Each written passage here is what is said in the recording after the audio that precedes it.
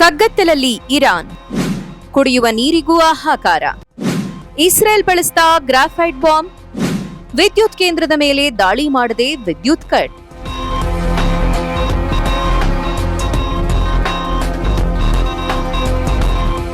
ಮಧ್ಯಪ್ರಾಚ್ಯದಲ್ಲಿ ನಡೆಯುತ್ತಿರುವ ಯುದ್ಧ ದಿನದಿಂದ ದಿನಕ್ಕೆ ಭೀಕರ ರೂಪ ಪಡೆದುಕೊಳ್ತಾ ಇದೆ. ಇನ್ನೇನೋ ಯುದ್ಧ ನಿಂತೇ ಬಿಡುತ್ತೆ ಅಂತ ಜಗತ್ತು ಲೆಕ್ಕಾಚಾರ ಹಾಕ್ತಿರುವಾಗ ಈ ಯುದ್ಧ ಇನ್ನಷ್ಟು ಬೀಭತ್ಸ ರೂಪ ಪಡೆದುಕೊಳ್ತಿದೆ. ಸದ್ಯಕ್ಕೆ ಎರಡೂ ದೇಶಗಳು ಕ್ಷಿಪಣಿಗಳು ಮತ್ತು ಡ್ರೋನ್ಗಳಿಂದ ಪರಸ್ಪರ ದಾಳಿ ಮಾಡುತ್ತಲೇ ಇದ್ದು, ಮೂರೂ ರಾಷ್ಟ್ರಗಳು ಹಠಕ್ಕೆ ನಿಂತು ಯುದ್ಧ ಮಾಡುತ್ತಿರುವಂತಿದೆ.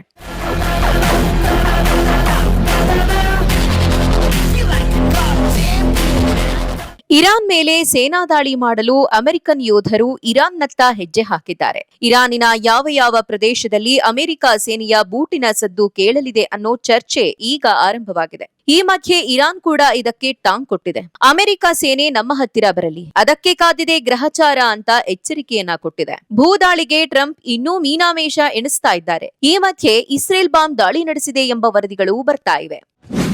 ಏನಿದು ಗ್ರಾಫೈಟ್ ಬಾಂಬ್? ವಿದ್ಯುತ್ ವ್ಯವಸ್ಥೆ ಧ್ವಂಸಕ್ಕೆ ಹೊಸ ಆಯುಧ.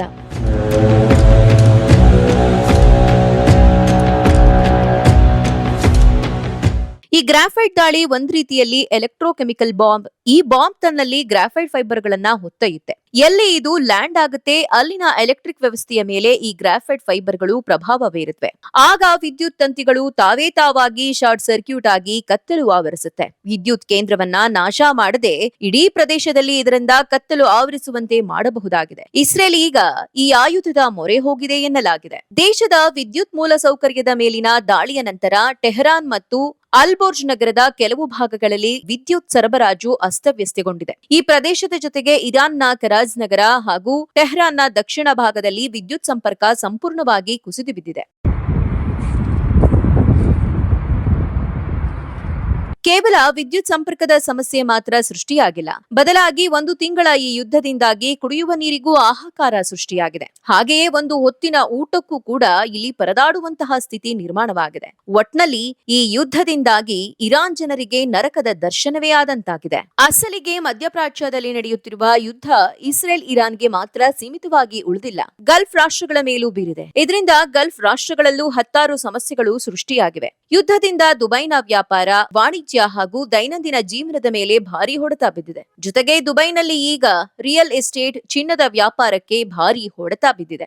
ಇನ್ನು ಯುದ್ಧದ ಪರಿಣಾಮ ಹೇಗೆ ಇರಾನ್ನಲ್ಲಿ ದಿನದಿಂದ ದಿನಕ್ಕೆ ಆಹಾರ ಪದಾರ್ಥಗಳು ಸೇರಿದಂತೆ ಅತ್ಯಗತ್ಯ ವಸ್ತುಗಳ ಪ್ರಮಾಣ ದಿನದಿಂದ ದಿನಕ್ಕೆ ಕಡಿಮೆ ಆಗುತ್ತಲೇ ಇದೆಯೋ, ಅದೇ ರೀತಿ ದುಬೈನಲ್ಲಿ ಸದ್ಯ 7 ರಿಂದ 8 ದಿನಗಳಿಗಾಗುವಷ್ಟು ಮಾತ್ರ ಆಹಾರ ಇದೆ. ದುಬೈ ಮೊದಲೇ ಮರಳುಗಾಡು ಪ್ರದೇಶ. ದುಬೈಗೆ ಬೇರೆ ದೇಶಗಳಿಂದಲೇ ಆಹಾರ ಪದಾರ್ಥ ಸಾಮಗ್ರಿ ಪೂರೈಕೆಯಾಗಬೇಕು.